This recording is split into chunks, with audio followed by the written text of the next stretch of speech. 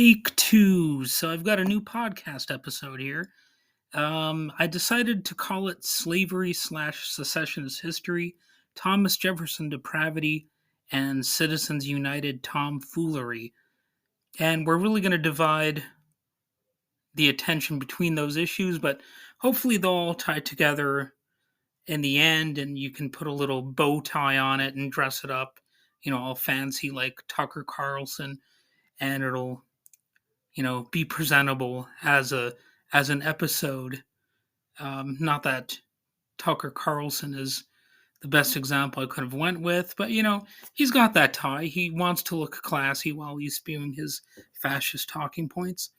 And today we're going to be looking at one of those fascist talking points that we've heard so much about nowadays, which is the whole Civil War thing and secessionism, the neo-Confederate talking points, or what have you, whatever you want to call it.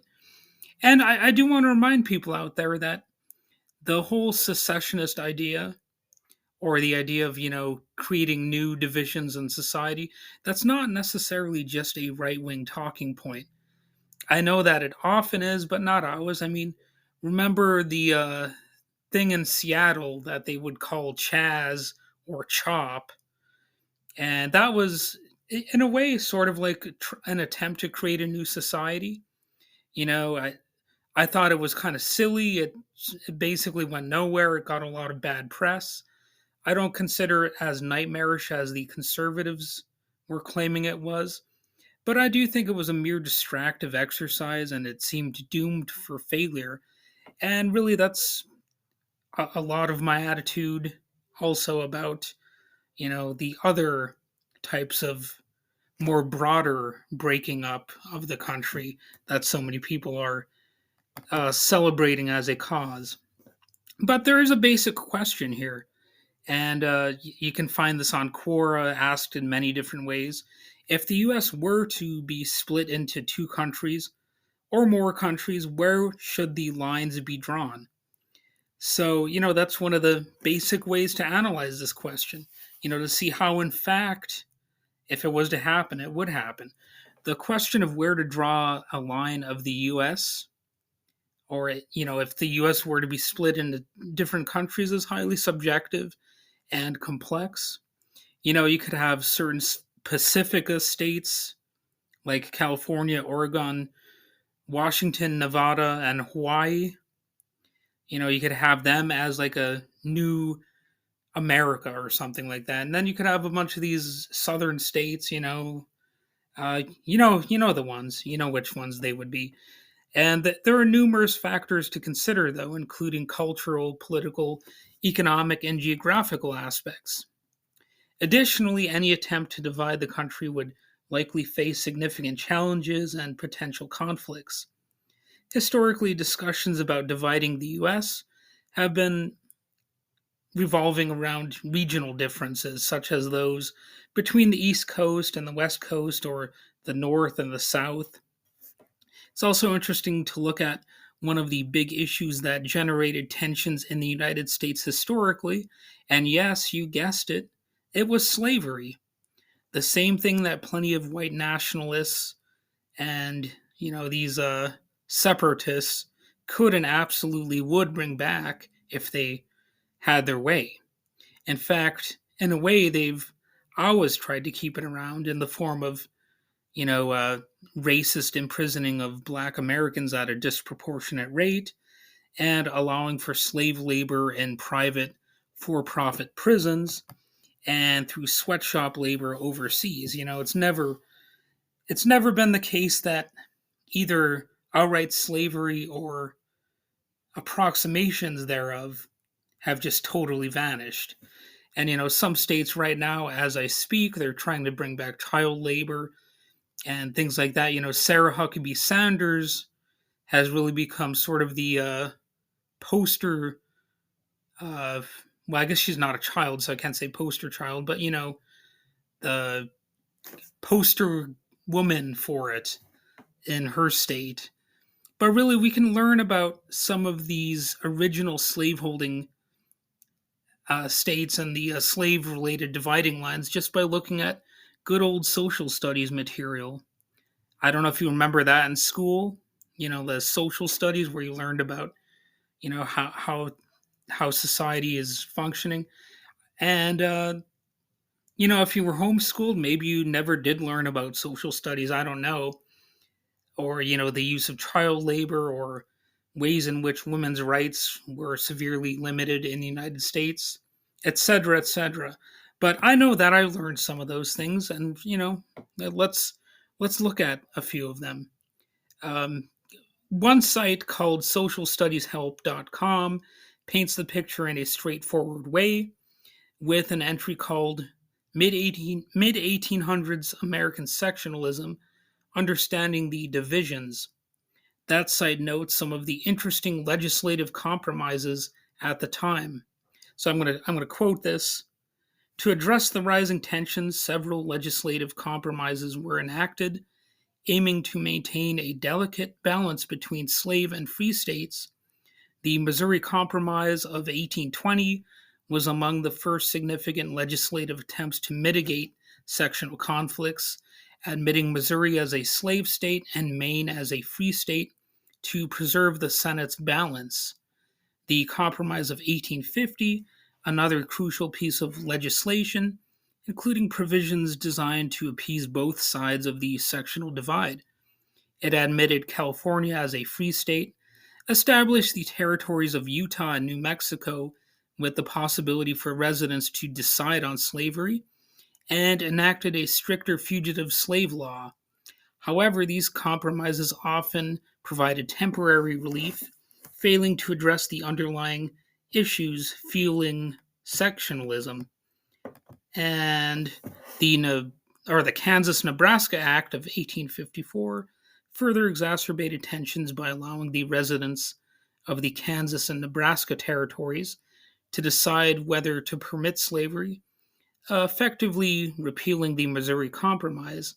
This act led to violent conflicts, famously known as Bleeding Kansas, reflecting the deep and irreparable rifts within the nation. Each of these legislative acts highlighted the profound challenges and conflicts brought about by sectionalism. The political landscape was fraught with division and contention, reflecting the disparate visions and interests of the North and South. These differences eventually culminated in the breakdown of national unity and the onset of the Civil War. Well, that sounds familiar, right? That's kind of the same rhetoric we're hearing today, only, we haven't had outright slavery in this country for quite some time. So what's going on exactly? Some people out there might remember all this stuff if they are engaged in such material as experts, or have a memory like a steel trap. Some might be like, oh yeah, I did learn that. Others wouldn't remember any of that because it's either stuff they never learned due to lackluster schools, or maybe they just never paid attention to it. And hey, I'm not even trying to judge here too much. I didn't remember all of those details myself until I just looked into it recently. And there's nothing wrong with doing a little refresher course, so long as it's from a source that at least has the hallmarks of being legitimate. If it has sources and whatnot, and those sources themselves, check out. However, regional divisions are oversimplifications, and that's really what is happening right now. It's a deeper, more complex thing than regionalism that is leading to this talk of, secession and all that stuff.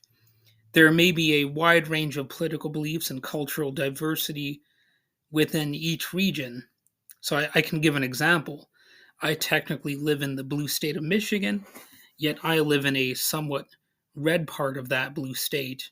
Yet I may be considered blue, even though I'm not very quick to call myself a Democrat.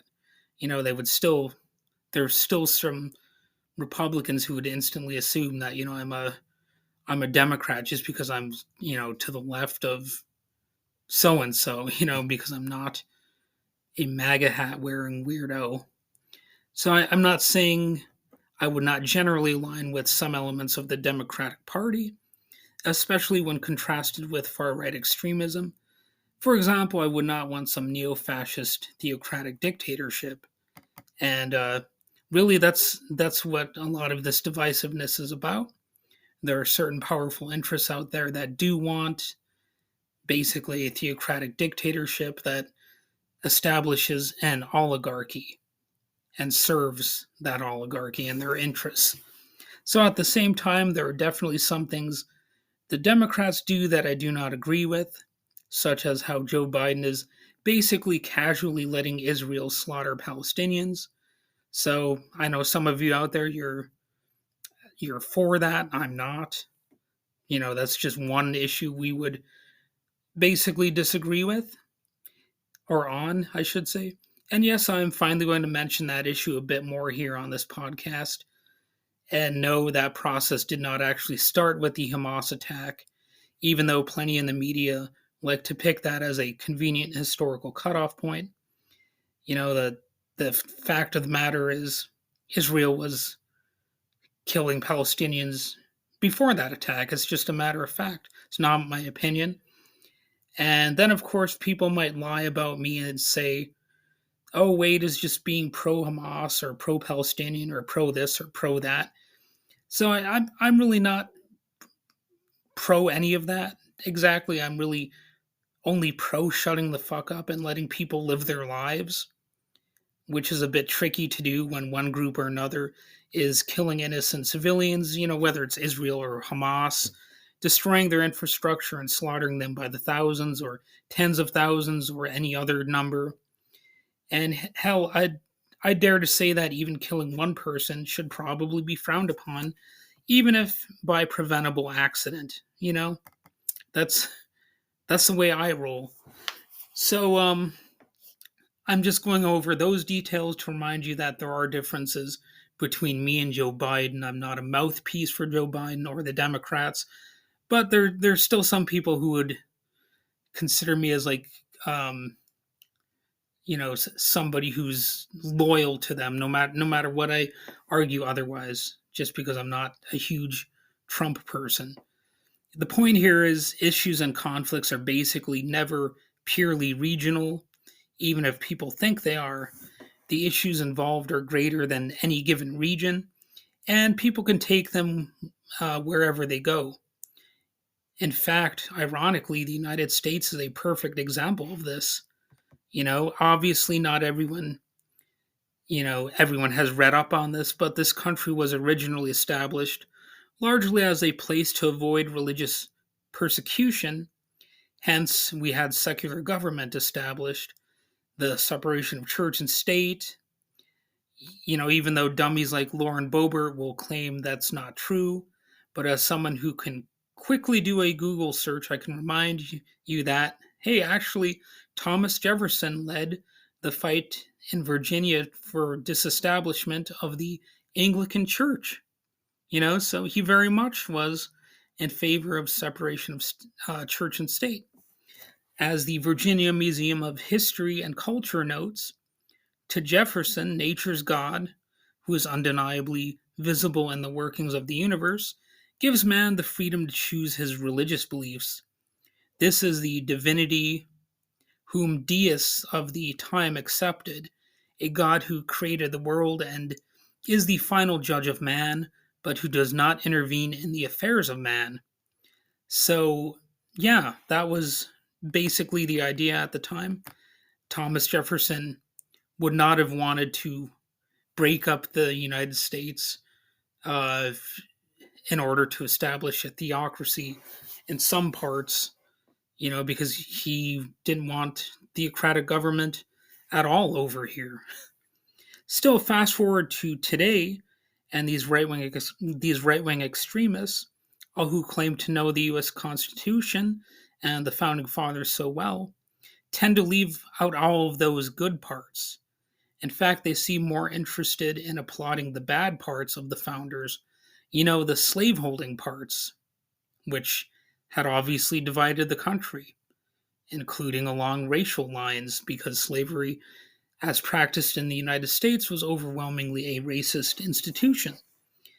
And also in Jefferson's case, these slave raping parts, it seems they would want to bring back. Because here's a fun fact: Thomas Jefferson was 44 years old, while Sally Hemings was only 14. That was the slave that he had raped.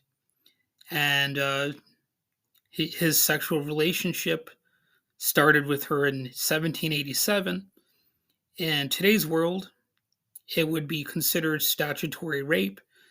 Interestingly, Jefferson kept all of these children by Sally Hemings, his own children, as slaves, and he only freed them after his death. So, yeah, you can find out about how basically Thomas Jefferson was a sinister dude. Um, he he was evil. I mean, there it is. I'm just going to say it. Unless you think raping underage slaves is a good thing. Um, I tend to frown upon that myself. But at the same time, oddly enough, he had some relatively progressive ideas about government. So I mean, that's the screwed up way that history functions. Talk about a mixed legacy of just uh, basic evil and some relative good thrown in the mix. So I guess the Republicans would say I'm engaging in cancel culture by pointing all this out and saying, "Hey, that's kind of gross and wrong, Tom. What the fuck were you thinking?" That's cancel culture, I guess, against one of the founding fathers. But I I don't think I'm alone in saying that was a horrible part of his legacy in many ways.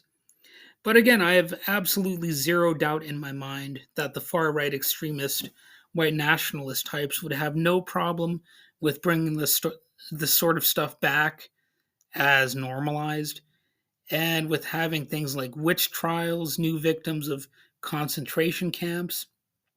And on that note, remember that Michelle Malkin, the far right figure who was normalized on Fox News for a number of years, not only went on to speak at white nationalist events and write for such publications, but actually wrote a full length book defending the Japanese internment camps in America during the 1940s. Because Michelle Malkin is horrible in practically every which way, I suppose one might say she was a proto Candace Owens, only now more openly white nationalist to some degree. And again, Malkin was normalized by people like Sean Hannity and Fox News over the years. Although they don't really bring her on as a guest anymore because I guess she went a little bit too far by speaking at white nationalist conventions. I don't know. I'm surprised they're stopping, at that point. Um, Unlike the white nationalists, most Americans tend to dislike the idea of splitting America up, but obviously they're working on crafting that narrative because, again, they want a theocratic, um, racist state. The idea of splitting the U.S. is generally not actively pursued or widely supported. Pretty much by definition, that view will threaten the nation's well being. And certainly, plenty of citizens are aware of that. The United States has a long history of overcoming internal differences and working toward a common national identity. In fact, as Trump himself noted while being a silly head during one of his speeches, the U.S. itself spells us. Wow, what a profound observation. But you know what? I'll give him that one. There's something profound about that, if you think about it. It's just definitely not an original concept that he invented. So while there may be political and cultural divisions, the idea of secession or splitting the country is generally seen as impractical and contrary to the principles of the U.S. Constitution. Still, a recent Washington Post headline said, "In America, talk turns to something not spoken of for 150 years, civil war." However, again, that is the far right talking and promoting that idea more than any other general political camp. And in reality, the challenges and complexities of dividing a country as large and interconnected as the United States would likely be enormous, and such a process would likely have severe consequences for the people, economy, and institutions involved.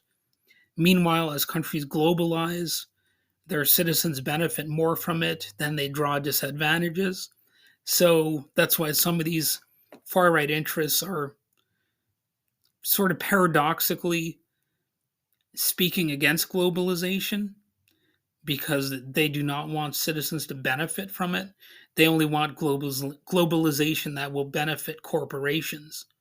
So it is a bit of a paradoxical message that they have because powerful states are expansionist and corporations are expansionist, religions are expansionist, but at the same time, they do not want any of the possible tangible benefits from any of those things to be a thing that is widely available to the world, the world population.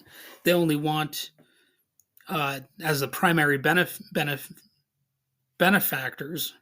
I don't know if that's the right word, but the people who benefit, they want it to be the rich and well connected. And what a shame that some people don't understand that, because really all this xenophobia and bashing of immigrants is feeding into the divide and conquer scheme that they've had for quite a while. Now, far right extremists who used to be more underground have climbed up out of the sewers and are no longer ashamed to show their breathtaking stupidity. The irrelevant has become relevant. And a lot of this has to do with Fox News and Fox News type media. But there's also a freak named Floyd Brown, who's less of a household name than Rupert Murdoch, but he's been very influential nonetheless. And I want to mention him here somewhat quickly. Jesus. Anyway, Floyd Brown owns the Western Journal. So try to keep the name Floyd Brown in your mind a bit if you're trying at all to learn about far right loons. The Intercept reported that thanks to views sourced largely to referrals from Facebook, Brown's website now outrank web traffic going to news outlets such as the Wall Street Journal, CBS News, and NPR, according to data compiled by Alexa. That's the Floyd Brown Western Journal, as it's called. Floyd Brown is also noteworthy for founding Citizens United in 1988 and for his introduction of the infamous and in many ways racist Willie Horton TV ad during the 1988 presidential election campaign. So he's been influential for quite a while. And of course, there's the Supreme Court case, Citizens United, that really altered the way that elections are able to be held in this country, that gave more power to wealthy donors and whatnot, because it was decided that basically money from corporations to candidates is a form of free speech. That's basically how they sold that, which is kind of zany because it's equivalent to saying that bribery is free speech. So Brown and Citizens United worked on behalf of the nomination of Clarence Thomas to the U.S. Supreme Court. So there's another connection. I almost thought I was done talking with or about Clarence Thomas for a while, but it turns out he's relevant to this episode. Remember also that Citizens United versus FEC, again, was the case that struck down as unconstitutional a federal law prohibiting corporations and unions from making expenditures in connection with federal elections. Brown has other scummy compadres too, of course. Citizens United's current president, David Bossie, was a deputy campaign manager for Donald Trump. So he's obviously well connected with Citizens United. Trump is. And Bossy is responsible for introducing Trump to Steve Bannon. Those two have been in love ever since. Steve Bannon's the same guy who promised to build a border wall, but instead got convicted for using that money for his own purposes. Bannon was arrested on a super yacht owned by a Chinese billionaire. Of course, uh, and let's remember that Clarence Thomas himself is in trouble, at least in the court of public opinion, over getting gifts like trips on super yachts and whatnot. So it seems like a lot of the stuff going on in this country somehow involves super yachts. And Bannon got what for him is basically a slap on the wrist for his fraudulent activity, for ripping off the people who were funding, his supposed border wall. Anyway, back to Floyd Brown. Brown was also associated with the Young America's Foundation, which had a long-time featured speaker, Michelle Malkin. See, remember her? I mentioned her earlier. Well, she voiced support for Nazi propagandist Nick Fuentes, and Fuentes, of course, had that lovely little Thanksgiving feast with Donald Trump. So, see how this all weirdly ties together? It's all very supervillainy sounding. And the messed up thing is, this is all apparently true. I myself wish I could pinch my arm and wake up from this weird nightmare, but no, it's all too real. In a few years, I would fully expect someone like Nick Fuentes to be an analyst for Fox News, or at least an occasional guest host on the network. Granted, not everything has been 100% awful, but with the trajectory we're on, maybe these people will get their wish and there will be, mass division in the country in terms of actual secession. And not everything has been 100% awful, but, that seems to be where we're headed. And expect things to get more unhinged in the future. I'm not sure if they can even be stopped at this point, because even if Trump loses in 2024, the network of oligarchs and neo fascists is not going away. So keep that in mind. This has been building up for years and years, and there's no sign that it's going to completely go away. So, on that happy thought, have a wonderful day. Yikes.